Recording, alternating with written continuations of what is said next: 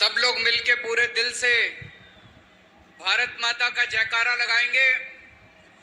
भारत माता की, भारत माता की, इनकलाब, इनकलाब, वंदे, वंदे। आज इतनी भारी संख्या में दिल्ली के कोने कोने से आए हुए मेरे प्यारे भाइयों, बहनों, माताओं, बुजुर्गों, बच्चों, आप सब लोगों को मेरा नमस्कार, सबको मेरा प्रणाम। मैं देख रहा हूं जहां तक नजर जा रही है पीछे कम से कम 1 लाख लोगों के, यहां पे 1 लाख लोग मौजूद हैं। और मैं अभी आ रहा था, कम से कम 20-25 हजार लोग सड़कों पे इस वक्त रामलीला मैदान की तरफ बढ़ रहे हैं। इतनी भारी संख्या में आज लोग यहां आए हैं। अपनी बात शुरू करने के पहले आपसे पूछना चाहता हूं, आप में से कौन कौन मुझे प्यार करते हैं? जरा हाथ खड़े करके बताओ कौन कौन प्यार करता है। आपका बहुत बहुत शुक्रिया इस प्यार, इस मोहब्बत के लिए। लेकिन अब जो लोग मेरे से प्यार करते हैं, सबसे पहले एक बात आपसे मांगना चाहता हूं। जैसा अभी सौरभ भारद्वाज जी ने कहा, सब लोग अपने अपने मोबाइल फोन निकाल लो।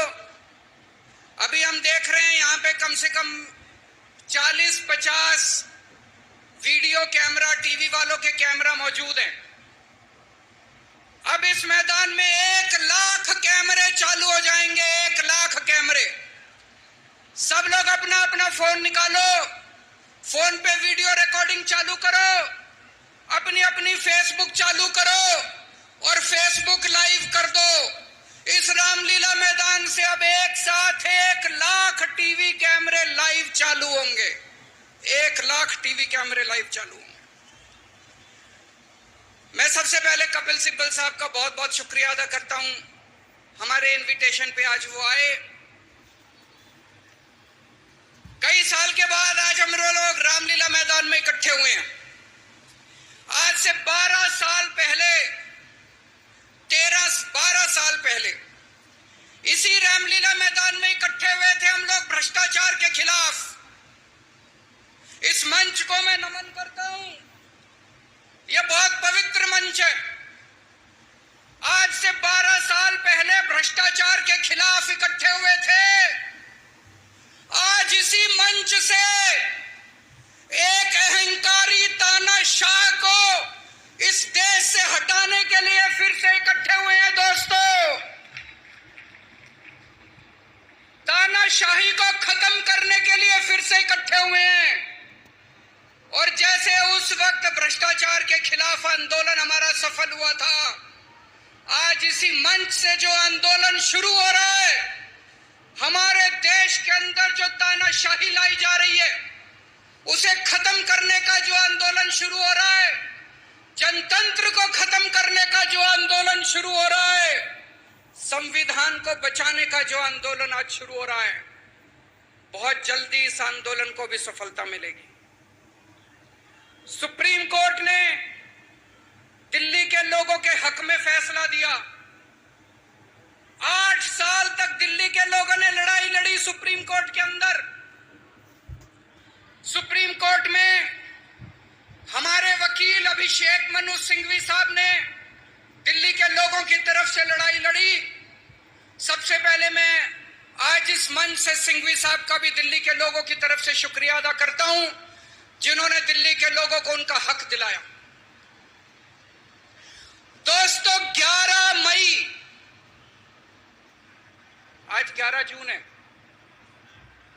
आज से 1 महीने पहले 11 मई को देश की सर्वोच्च अदालत, सबसे बड़ी अदालत सुप्रीम कोर्ट, सुप्रीम कोर्ट की भी कॉन्स्टिट्यूशन बेंच, उसने उसने आदेश पारित किया दिल्ली के लोगों के हक में,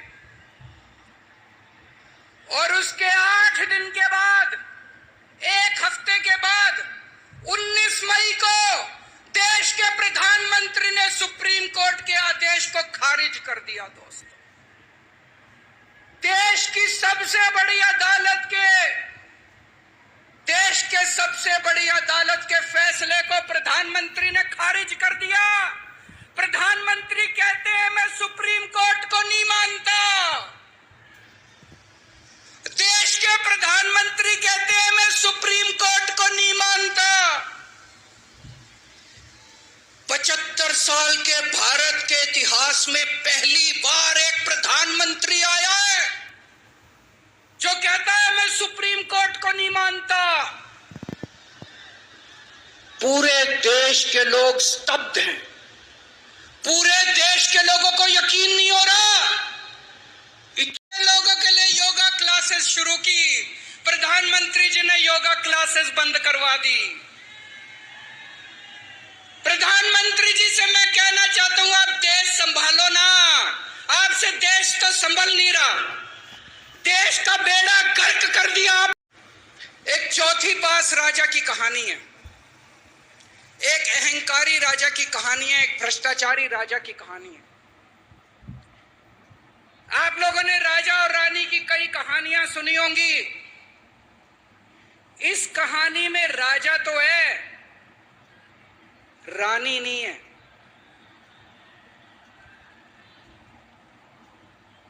तो एक महान देश था, कई हजार साल पुराना देश। उस देश के एक गांव में एक बच्चा पैदा हुआ। बहुत गरीब घर में एक बच्चा पैदा हुआ। तो जैसे गांव के अंदर बच्चा पैदा होने पे ज्योतिषी आते हैं, ज्योतिषी आके बच्चे का भविष्य बताते हैं, ऐसे गांव का ज्योतिषी आया। उसने बच्चे की कुंडली देखी और बच्चे की मां को बोला कि माई, तेरा बेटा बड़ा होके बहुत बड़ा सम्राट बनेगा। माई को समझ नहीं आया, मैं इतनी गरीब, मेरा परिवार इतना गरीब, मेरा बेटा सम्राट कैसे बनेगा। खैर, बच्चा धीरे धीरे बड़ा होने लगा। गांव के सरकारी स्कूल में उसका एडमिशन करा दिया। उसका पढ़ने लिखने में मन नहीं लगता था। पढ़ते पढ़ते, क्लास करते करते चौथी में आके उसने नाम कटवा लिया। उसका पढ़ाई लिखाई में मन नहीं लगता था।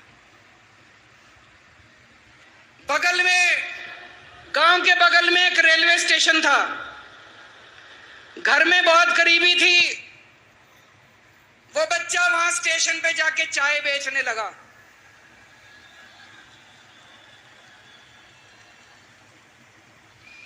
चाय बेच के अपना गुजारा करता था।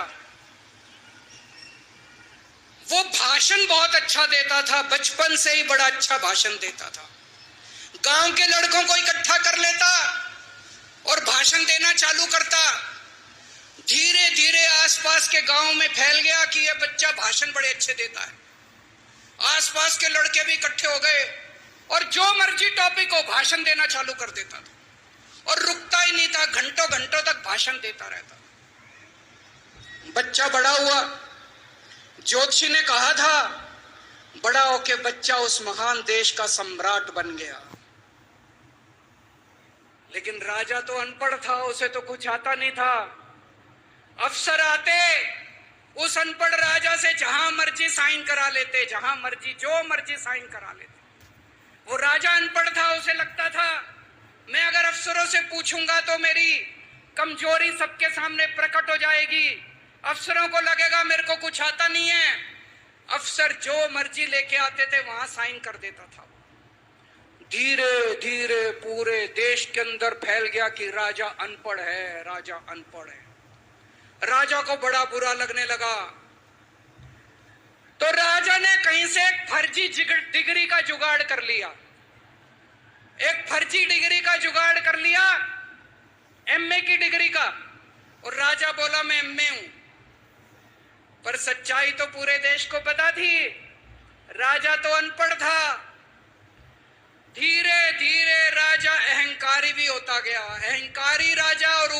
अनपढ़, जो मर्जी उस राजा के पास जाता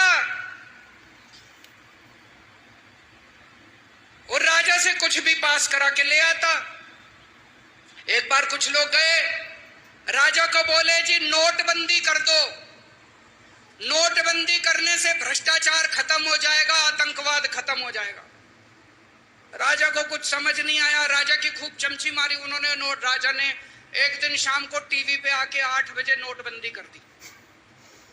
पूरे देश का बेड़ा गर्क हो गया दोस्तों। लंबी लंबी बैंकों के सामने लाइनें लग गई, कई लोग मर गए, दुकानें बंद हो गई।